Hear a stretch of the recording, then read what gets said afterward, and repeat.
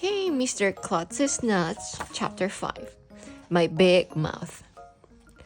It just so happens that I know of the perfect way to get sent to the principal's office. All you have to do is put a tack on the teacher's chair. My friend Billy told me he did this once and he got sent to the principal's office. I waited until recess and when Andrea and Emily ran off to play with the girls. Then I told the plan to my best friend Ryan and Michael. "That's genius!" exclaimed my best friend Ryan. "But if Miss Daisy gets hurt?" asked Michael. "She won't get hurt," I told him. "She'll jump up so fast that she won't hardly feel it."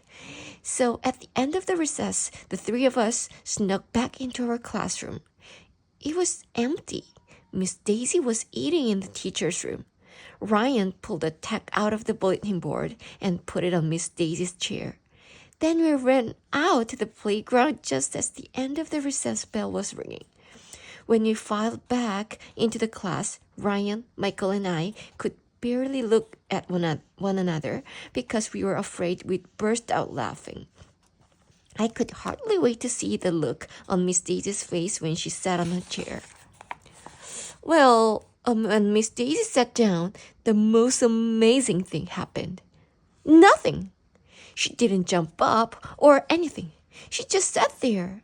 Me and Ryan and Michael looked at one another. How could she not feel that? "She must have buns of steels," Ryan whispered. "She's like Superman." Then I realized that I had forgotten to tell Ryan something very important.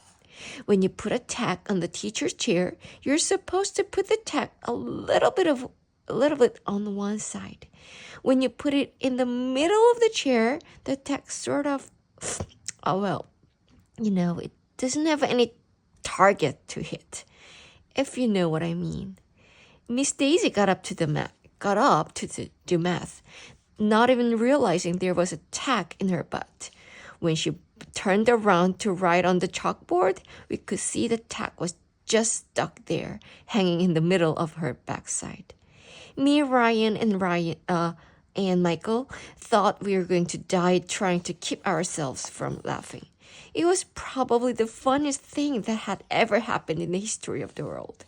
You should have been there.